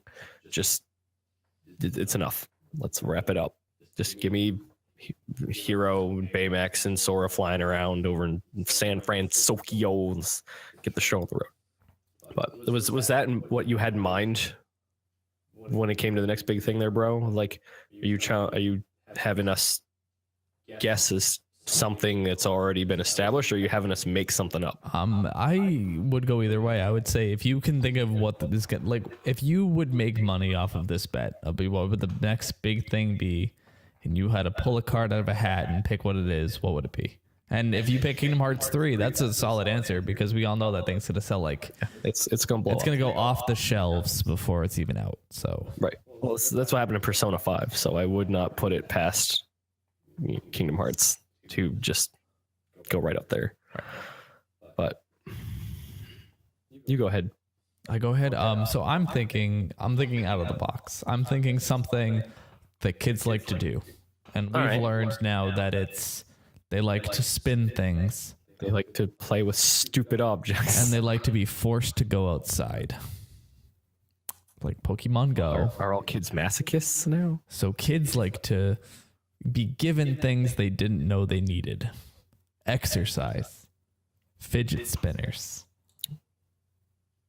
So what do kids do now that seems like an awful chore that they could be forced to do with a toy?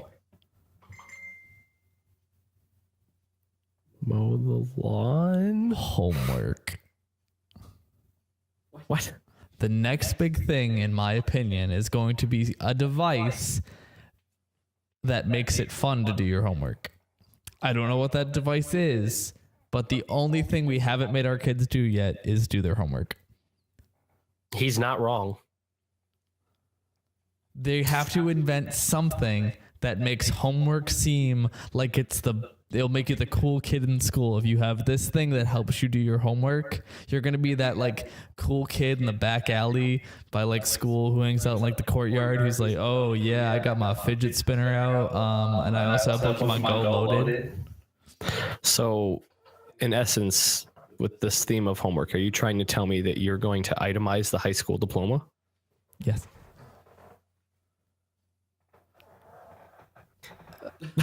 Looks at you seriously.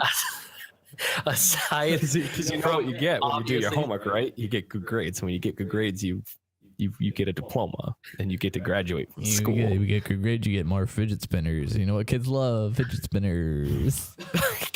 Aside from the obvious silence, and me not being able to actually respond to this, you are still not wrong with what you're trying to say here. See, I mean, no, it's good, but like those two things popped into my head while you were talking.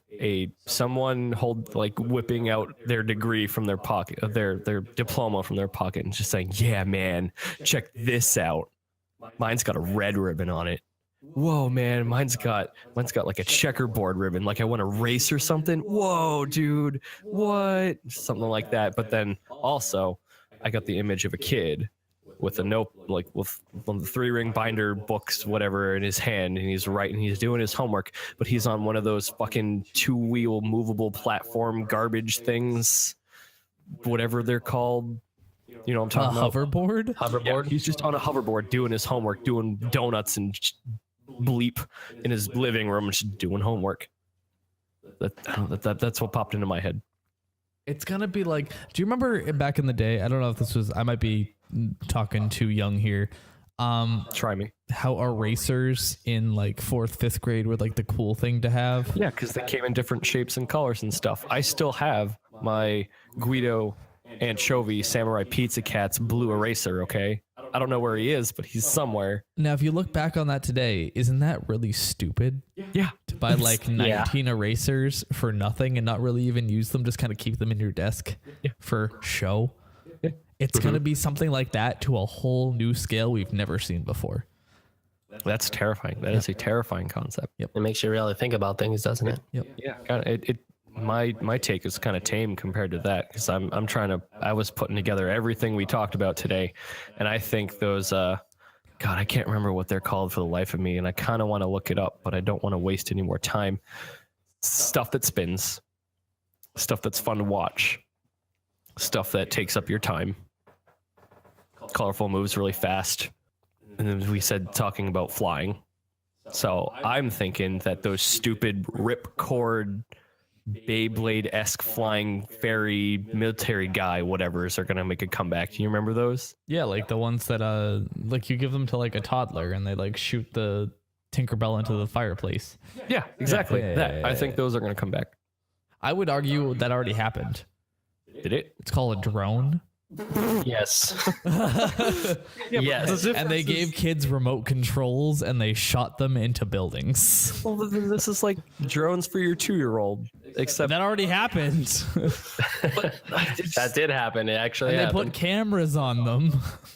but now people, but like if they come back, there's no cameras on them. They're cheap. Their intended purpose is to distract. They're dangerous. They spin. Kids like color, danger, and not doing their homework. And, you know, when one ripcord flies straight into your goddamn fireplace, it's really funny and gets hits on YouTube. So, I don't know. I just think... If you marketed it as a fidget flyer, Fidget fairy? a fidget fairy, a fidget flyer, a For fidget girls? plane, something like that, I'm sure it would, like, it'd be off the shelves in 2 days. If kids knew their fidget spinners could fly, that'd be it. Yeah. That'd be the end of a generation. All they gotta do Kids is- would kill themselves with it, and they'd be like, "It's cool." It's clear that we can never leave our homes again with flying fidget spinners. Yeah, like Yeah, because you'll have like a 6-year-old throwing a fidget spinner in your face, and you're gonna be like, "Whoa, dude, that could take an eye out," and he actually does it, and then you're like, "Oh well." There's like fireworks in the sky. You look up and you just see them every now and then, and that telltale noise. It was like, oh, someone else got one. And you I'm drive away because you're worried about your car windshield. They're just everywhere. I don't know. People have been into stupider things. Like I still remember working in retail when Tickle Me Elmo was the big thing, and that was terrifying listening to all those go off one after another. And then I remember Zuzu Pets. It's just like, oh look, it's a hamster that moves. Who knows? Who knows? We talked childhood toys kind of worked its way into the next big thing. I don't know. Does all this reflecting or like looking into the future on what's going to be big make you reminisce about the stuff you had when you were little? Yes. It's like I remember when times were simpler. I love the 90s. Okay, just give me a box of Ecto Cooler, grab my Tamagotchi, watch Street Sharks. Times were simpler. And the scooter came out and it changed everything. Yep. Yeah, that's accurate. Yeah. The scooter came out and it changed the scooter everything. did change everything. That was true. Nice. But Get, I don't know. get nostalgic on me, Jongo. What was your childhood? What was your childhood toy? What was your go-to? Well, we did talk about it recently that I didn't want to ruin for Al Dente. It was Beyblade. Right. And I'm fine with that. Just don't ruin it for me. I won't. Don't kill it. Just remember it as it was. Well, there's also Pokemon, and obviously the reason why I'm a gamer and still continue to be Sonic the Hedgehog. Like, I can't argue against those either, because Sonic was the whole reason I started playing games. Because my parents threw a Genesis and Sonic 3 at me and said, Good go to to know town. that because- we now have something in common since the beginning. Sonic the Hedgehog was the reason why we are where we are today. Well, like, my parents could have given me anything. Like, my second Genesis game was a game called Marco, which is about a kid with a magic soccer ball, and I loved that just as much as Sonic. So Fair if enough. I had gotten Marco first, I would just say today that the Genesis is the whole reason I'm playing games. But something about Sonic's 90s super edgy attitude, yeah, man, can't put me in a robot way of doing things. So just like, oh, yeah, I like that. Yeah. So to truly answer your question, my childhood, Sonic the Hedgehog, Okay. no doubt. I'm trying to bring it to toy level. I'm like, Yeah. I'm trying Toy to think level, I'm trying to I think of a would toy honestly that like say you Beyblades. it would be Beyblades. I feel like I remember Beyblades really well, but I feel like that wasn't like, if I was like, oh, I could get it again, I'd be like flying to the market right now picking it up, because I'd be like, I need this again. It reminds me of a simpler time and I need it. I'm trying to think what that is. So I'm gonna let Bro go first. You can go first. What was your nostalgic childhood toy? Yes, I down alcohol. Let's see. Mommy's Beast liquor Wars. cabinet. Good answer. Yeah, good answer. Beast Wars. Beast What Wars. is Beast Wars? Beast Wars was that spin-off of Transformers where instead of cars they were animals. You remember that? What? Yes, I do. And Megatron was super gay. No. You've never seen that? No. That took up my childhood. But toys, it was Beast Wars. Everybody had Beast Wars, and the cartoon was out there. Like that, the same guys who did Reboot did it. So it was this really awful CGI animated cartoon, but the characters were really well done. They were fleshed out. They had really great voice acting. The plot was stupid, but you had the Maximals and the Predacons, and Optimus was a silverback gorilla, and we choking on that one over there. I can see it. We had Cheetor and Rat Trap and Air Razor, and I think there was a Velociraptor in there too. Yeah, Dinobot, original, right? And then the bad guys, Megatron was a T-Rex, and there was Waspinator, who was the butt of every joke, and this is Scorpion. It was great. And they rebooted it twice. They made them shiny, and then they made them really feral, and they were huge. Yeah, I can't say Transformers because it was inherently different. Even though the concept was still Transformers. Yeah, they was were still exactly Transformers, but it was all about the brand at the time because there were different Transformers. Right. Beast Wars was just the one that stuck around. It did. I'm gonna open Pandora's box because I do not remember for the life of me what the name is. But me and El Dente here have spoken about it before, and when I remembered the name, I went on for like an hour and a half tangent about this toy. The white tiger.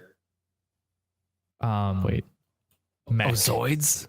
Was it Zoids? Yeah, I'm pretty sure it was They had the shield bird- liger. Zoids. The shield liger Yeah, and the Zoids. Zoids. Zoids was my jam. I blew all my allowance on it. It was so good. was obsessed with the show. I was obsessed with the models. I was obsessed with the everything merchandise that came about Zoids. I don't know where Zoids went, but if they re-released Zoids instead of Voltron on Netflix, I would be losing my mind. Right. Actually, so they're that I making can a make your Zoids child. game. I was just about to say that. Thanks, Al Dente. Yeah, the Zoids Assault is coming out.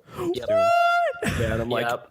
oh yeah, because that was the whole reason I got into Zoids, because it reminded me of Beast Wars. But there were humans in there, and it's anime, and anime was still a new thing for me, and it's combining all the things I like. That's so weird.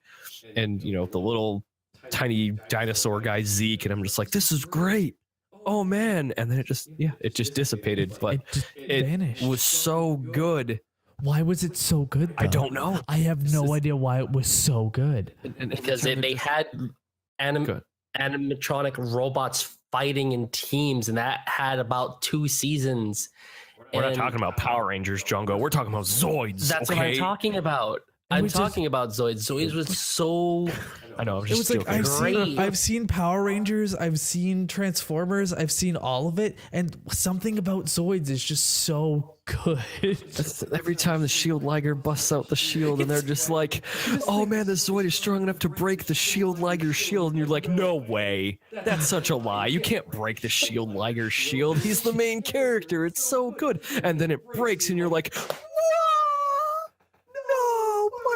I know, and it's like this one. I honestly wish that they continued to make the series, but when they stopped, I was like, oh man. Like I also liked the human characters in it too, because I felt like it gave an interesting story. Yes, as opposed to just giant robot battles, and those are always great. But you know, you have the rogue pilot and the mysterious girl who showed up out of nowhere, and the little tiny Zoid. I can't remember what season of Zoid this was, but that was the one that really stuck with me, just because it had a little bit of everything. If and you're bringing up Shield Liger, it's the second one. Possibly. It was like, just and then good. like I went out and I bought the white Liger, the model that moved. Yeah, like the model that moved. That's the one I had too. Switch, and it walked around. It walked around. It was so cool. And it terrified our dog. And then someone at AAC cosplayed the white Liger, and I'm like, it's a cosplay made for me to look at and fawn over. Can I touch it? Can I take a picture? Can I get it real close and just, oh yeah, Shield Liger. Yeah, seeing Zoids at Anime Boston when I went for the first time brought back so many memories. I ended up buying the model that they were selling there. Nice. Can you get Zoids on like Hulu or something? Yes. Like they had some really obscure stuff on Hulu last time we checked, but can we watch Zoids? I think you should. Shouldn't be if impossible. Not, I'm gonna torrent it. I used to have I'm promoting illegal torrenting of Zoids because can get Zoids and watch back it. When we first met, that first apartment that I lived in, I had the whole thing torrented because we all enjoyed Zoids as a kid and we watched it all. So why didn't you show me that instead of Ghostbusters? I wouldn't have eaten 12 chicken patties. I would have sat there spaced out and watched Zoids and remember my childhood. Because Zach Bagans from Ghost Adventures wants you to go into a haunted building and start ripping ghosts a new one. Okay, that's important. You got to keep them. You got to know how to make them go away. So it's on YouTube. You have to fight the spooks. Spooks. You have to know how to fight the spooks. And just like if you hadn't eaten all those chicken patties, I had had one. Well, aside from me right now, since you guys are YouTubers, why not just look up the episodes on YouTube because they're there? No. Yes. That's not the same. Oh my. That's not the same. I know what I'm wasting 6 days of featured content of 8 hours straight of watching. About a month ago. I like how in the beginning we're talking about motivation. Yes, I'm motivated waste all my Kobe time Noodle on to go on YouTube and watch Zoids because they're there. And as proof, I ended up watching a few episodes about a month ago. They're still there. Excellent. No, we're gonna go and we're gonna make this podcast. We're gonna go do episodes. It's gonna be great. Oh wait, we can get Zoids. Doesn't put out anything. Dead air for months. Comes back. So about Zoids. I'm now a Zoids review channel. Get concerned messages from fans. Where are you guys? What happened? If that's the Like case, 6 why months not? later, we just finished binge watching Zoids. If that's the case, why not the next podcast just be about Zoids then? Don't tempt us. Seriously, if I watch too much of it, I'm gonna get addicted again. I will gladly be part of that podcast. Bless. If it's just about Zoids, No, let's go. So we're gonna go to AAC. And we're gonna have a panel. It's just about Zoids. Honestly, I'm sure people would show up, which is a scary thing because people would be like, "Yo, a panel about Zoids." Now we're talking. And we bring Zoids Assault and Projector. We just play Zoids right there. Good stuff. Can we make a drinking game for Zoids? No. All right, we're gonna do it anyway. Who cares? All right, I'm gonna wrap up. We're talking about childhood things. I wanted to end this show on a low note because who needs happiness? Ringling Brothers, Barnum and Bailey Circus was a big thing when I was a kid, and now they're ending. I don't know if anyone else listening out there cares, but like I liked the circus as a kid. I didn't really care so much for the clowns, but like all the cool trapeze acts and the animals and the free popcorn, it was a good time. It was a good way to spend the day not doing homework. And I don't know why it's closing down. I never caught the last 5 minutes of that news segment. They're just like, stay tuned because we're going to talk about Barnum and Bailey, and I didn't stay tuned. So that's what I get. But I don't know. Do you know more about this than I do, dude? The reason they're shutting down is because when they stopped bringing in animals, the whole PETA, we can't have certain animals. They have certain restrictions on what you can do with the animals in terms of training and, performance. People were like, I can't see an elephant. Why would I go to the circus? Well, like I was kind of expecting you to say PETA because PETA is always the reason. Yeah. But I didn't want to believe it. Now I want to go back and see if that's actually the truth, but I wouldn't put it past them. It was on the news. I believe the news more than I believe the internet. Well, like people, the circus has been going on for years, so I don't know what PETA did to finally put the nail in the coffin of the circus, because then they had to have been on this for a very long time. But I don't know. It just sucks. It kind of feels like, I don't know, the entertainment industry is losing something important. Because the circus kind of gave us a lot of other things, like Madagascar 3. No. Where would we be? No, Madagascar, please, no. Where would we be with the circus afro? We would. The circus inspired that movie, dude. We would be a little more evolved, I think.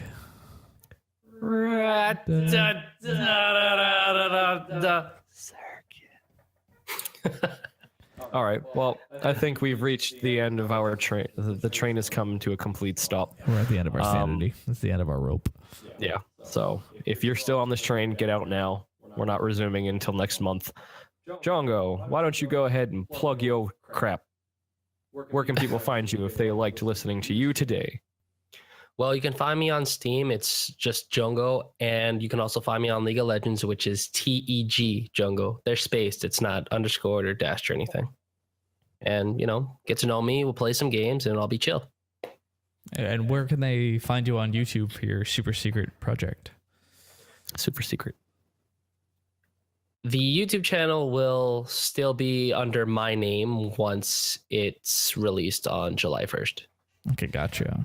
Okay, so at the same time, you can't really find me just yet. Okay, so our audience will look forward to listening to your sweet voice and great YouTube videos and great Steam play. Well, can he make me taco salad? I don't know. Can you make taco salad? Can you make me taco salad? It just happens to be Taco Tuesday, so why not? It just happens to be Taco Tuesday, so... Is it? Yeah. Oh my God, it is. Taco Tuesday. Yay! Ole! Woohoo! All right. On that note, bro, take us out of here. Take us to this crazy world. Thank you so much for being on the show, Jongo. Yeah, thank you guys so much for having me, and I can't wait to hear you guys real soon. If you liked this podcast and you enjoy the Nobi Noodle Foo-for-Raw, please check us out, nobinoodle.com, or check us out on Facebook, Twitter, your social media of choice, at Nobi Noodle, at Brosona3FES. Pretty sure I got it all right. Yep, that's perfect. Yeah. All right, let's get out of here. Thanks again, guys. We'll talk to you next time. See you next time. Later.